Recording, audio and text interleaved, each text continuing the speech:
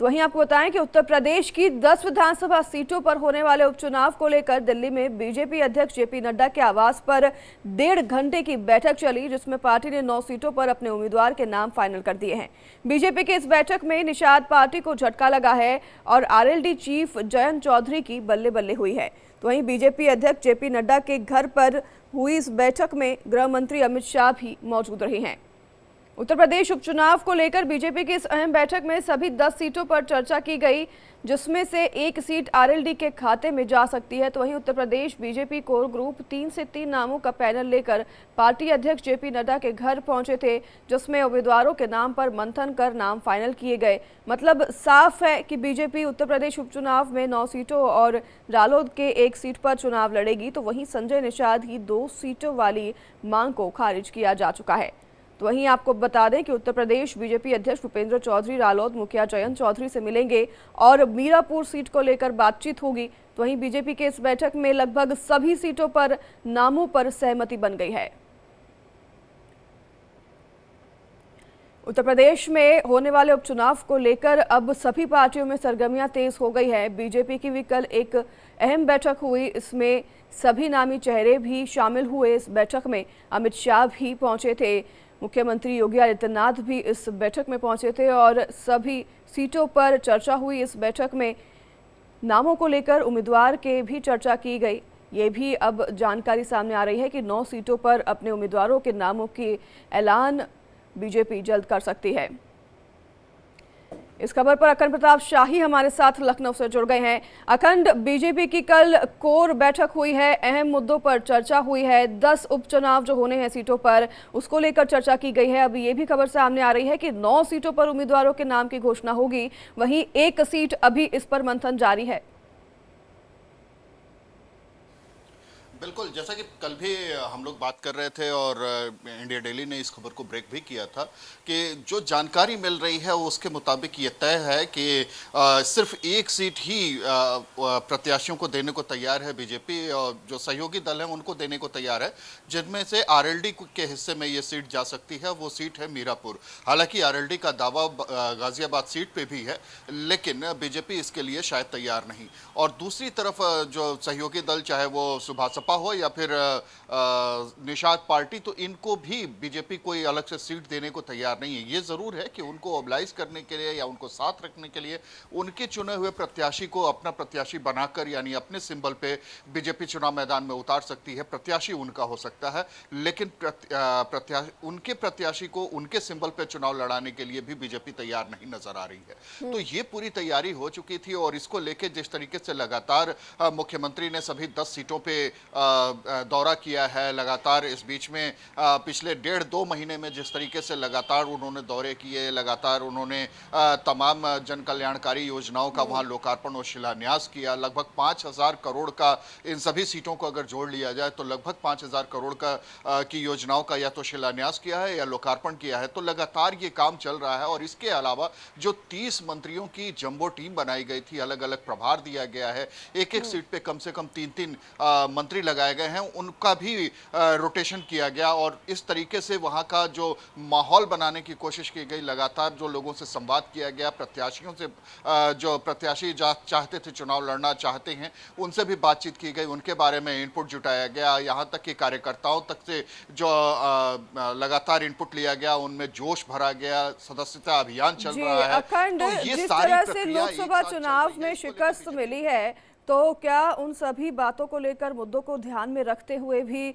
इस बार जो है उम्मीदवार उतारे जाएंगे? निश्चित तौर पर जो बीजेपी की तैयारी है, वो तैयारी इन सारी चीज़ों से जुड़ी हुई देखी जा सकती है।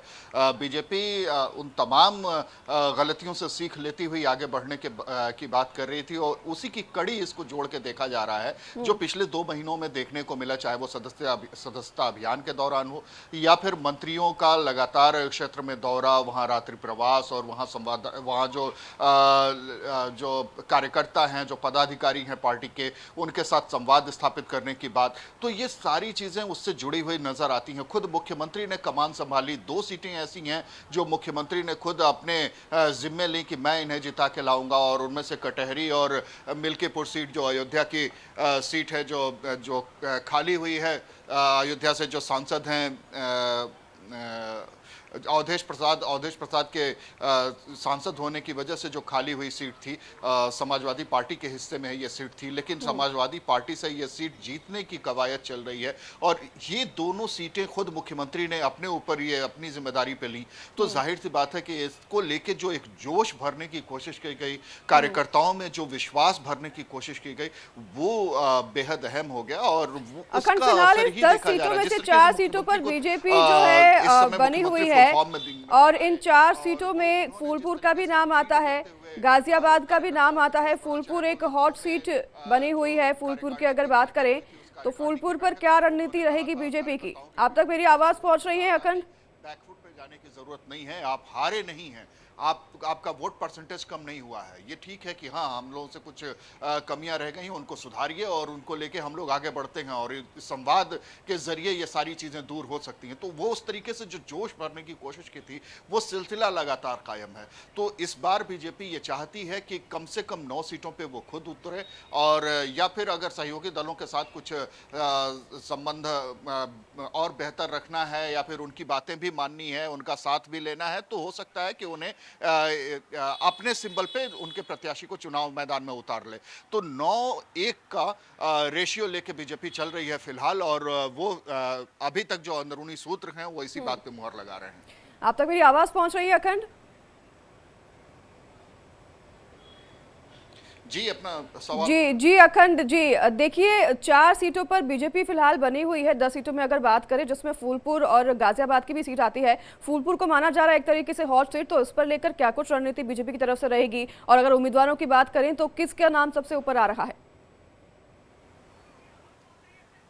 देखिए, उम्मीदवार तय करने के लिए 3-3 उम्मीदवार प्रत्येक सीट से बीजेपी ने रख रखे हैं और उनमें फाइनल होने की बात कही जा रही थी। मुमकिन है कि आज या कल में उनमें से एक नाम फाइनल भी कर लिया जाए। शायद इस पे मंथन भी हुआ है और इसीलिए शायद ये बैठक बुलाई गई थी। खुद 3 स्तर के बीजेपी ने जो सर्वे कराए थे, उन सर्वे की रिपोर्ट भी साथ में ले जाया गया था, जिसमें एक पार्टी की तरफ से सर्वे था, एक मुख्यमंत्री ने अपनी तरफ से कराया था और एक शायद अमित शाह जो कि गृह मंत्री हैं उनकी तरफ से भी एक सर्वे बताया जा रहा है कि ये सर्वे रहा होगा।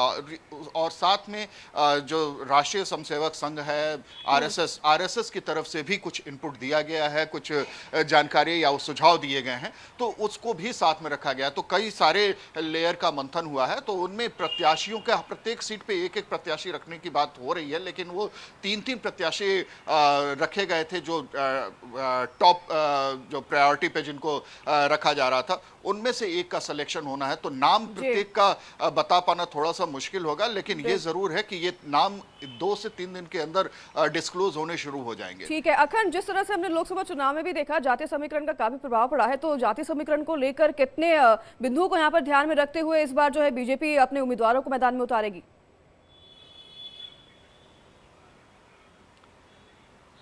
आप अपना सवाल दोहरा दें, आवाज कट गई थी। जी, जातीय समीकरण की हम बात कर रहे हैं यहाँ पर अखंड। जातीय समीकरण को लेकर हमने पिछली बार भी देखा, लोकसभा चुनाव में भी काफी प्रभाव इसका पड़ता है। जब चुनाव आते हैं तो जातीय समीकरण को लेकर अगर बीजेपी यहाँ पर तमाम रणनीतियां बना रही हैं, तो जातीय समीकरण को लेकर क्या लगता है इस बार उम्मीदवार मैदान में बीजेपी उतार सकेगी?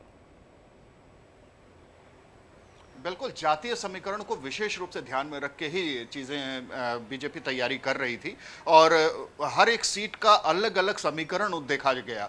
किस बिरादरी की ज़्यादा संख्या है, बहुलता किसकी है, कहाँ पे अगर सुरक्षित सीट है तो सुरक्षित सीट में भी किस बिरादरी का बहुतायत ज़्यादा है या उसका क्या इम्पैक्ट आ सकता है एक बिरादरी के साथ। तो इसको लेके विशेष रूप से, चूंकि पीडीए का जो नारा दिया गया समाजवादी पार्टी की तरफ से और जिस तरीके से संविधान खतरे खतरे में है बताया गया विपक्ष की तरफ से और उसका फायदा विपक्ष को मिला, उसको लेके समाजवादी पार्टी और विपक्ष के इस पूरे दावे को भोथरा करने के लिए या उसे कमजोर बनाने के लिए बीजेपी की तरफ से यह रणनीति अपनाई गई कि हम जातीय मुद्दों को खास तौर पे अहमता देंगे और अहमियत देंगे और इस अहमियत की वजह से ही हम उस बिरादरी के लोगों को प्रतिनिधित्व देने की कोशिश करेंगे जिसकी बहुतायत होगी वहां पे। तो प्रत्येक सीट के लिए अलग अलग समीकरण बनाए गए हैं और उसके आधार पर ही प्रत्याशी चयन की प्रक्रिया भी साथ साथ चल रही है। लेकिन इन सबके बीच में सबसे जरूरी चीज जो थी बीजेपी के पास की, तो वो जो 2019 तक 2022 तक में जो एक बीजेपी को फायदा मिला था जिससे वो लाभार्थी वर्ग का एक बड़ा दायरा बनाना, तो उस बड़े दायरे को और ज्यादा बड़ा करने की कोशिश हो रही थी और इसके लिए ही तमाम योजनाएं जो सरकार की तरफ से डबल इंजन की सरकार की तरफ से चल रही थी उसको लेके बहुत तेजी इस बीच में देखने को मिली है और लगातार इन सभी सीटों पे खुद मुख्यमंत्री का दौरा रहा है। मैं जो अभी थोड़ी देर पहले मैं बता रहा था कि 5,000 करोड़ से ज्यादा का या तो लोकार्पण हुआ है कार्यक्रमों का या फिर शिलान्यास किया गया है, तो ये भी उसी कड़ी से जोड़कर देखा जाना चाहिए और ये सारी चीजें आने वाले समय में चुनाव पे असर डालती हुई नजर आएगी। बिल्कुल अखंड, यहाँ पर चुनाव पे असर डालने की बात कर रहे हैं तो एक सवाल मेरा आपसे एक और रहेगा, हरियाणा में जिस तरह से चुनाव रहे हैं तो क्या इसका भी असर हमें इस बार उपचुनाव में देखने को मिलेगा? क्या इसका फायदा बीजेपी को हो सकता है?